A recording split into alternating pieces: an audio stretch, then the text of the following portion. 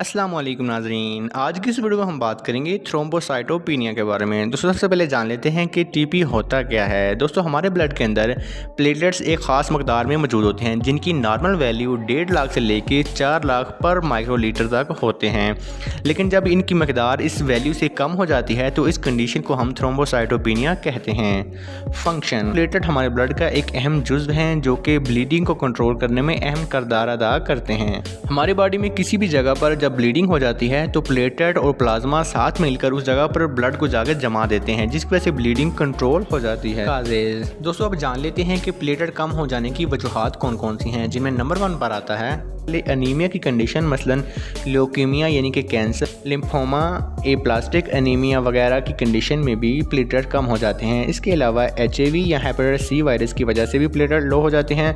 बहुत ज़्यादा blood transfuse करते हैं तो उसकी वजह से प्लेटलेट लो हो जाते हैं, क्योंकि जब किसी को ब्लड ट्रांसफ्यूज़ किया जाता है तो उसमें प्लेटलेट बहुत लो मकदार में मौजूद होते हैं या नहीं होते, क्योंकि उनको सिर्फ RCC जो कि है रेड सेल काउंट जो होता है वही उनको लगाया जाता है। इसके अलावा ड्रग मसलन के क्यूनिन, हेपारिन, डाईयूरेटिक्स वगैरह, इसके अलावा कुछ एंटीबायोटिक्स मसलन विंकोमाइसिन, क्लोरोफेनामाइन, सल्फामेथाजाइन, इसके अलावा कुछ बीमारियों की वजह से मसलन इम्यून थ्रोम्बोसाइटोपिनिया वगैरह की वजह से भी प्लेटलेट्स कम हो जाते हैं। सिम्टम: दोस्तों प्लेटलेट कम होने के कुछ अहम अलामात हैं जिन नंबर 1 पर आता है जिस्म पर सुर्ख रंग के धब्बे या ब्लिस्टर वगैरह बन जाते हैं जो कि सुपरफिशियल ब्लीडिंग की वजह से होते हैं। नंबर 2 पर आता है भूख का ना लगना। नंबर 3 पर आता है जॉइंटिस।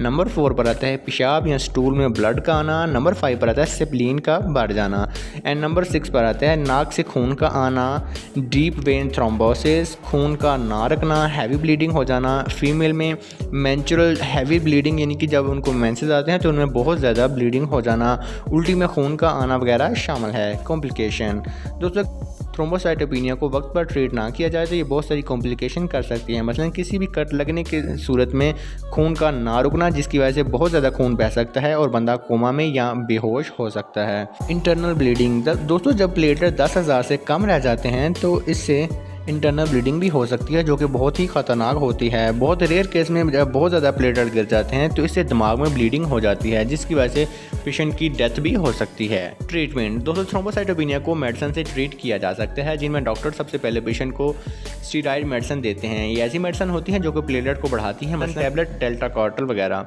दोस्तों ये मेडिसिन स्टेरॉइड्स होती हैं और मुख्तलिफ़ किस्म के ऑटो इम्यून डिजीज़ और इन्फ्लामेशन और स्वेलिंग वगैरह को कंट्रोल करने के लिए इस्तेमाल की जाती हैं। इसके अलावा अगर मरीज़ इससे भी ठीक ना हो तो पेशेंट को प्लेटलेट्स ट्रांसफ्यूज़ किए जाते हैं जो कि बाहर से प्लेटलेट लगाने होते हैं। दोस्तों जब मेडिसिन काम ना करें तो इसके बाद फिर स्प्लीन को भी रिमूव करना पड़ सकता है। दोस्तों उम्मीद करता हूँ कि आपको ये वीडियो पसंद आएगी। वीडियो से मुतल्लिक़ अगर आपका कोई भी सवाल है तो आप कमेंट सेक्शन में पूछ सकते हैं। फिर मिलते हैं एक नई वीडियो के साथ, तब तक दीजिए इजाज़त।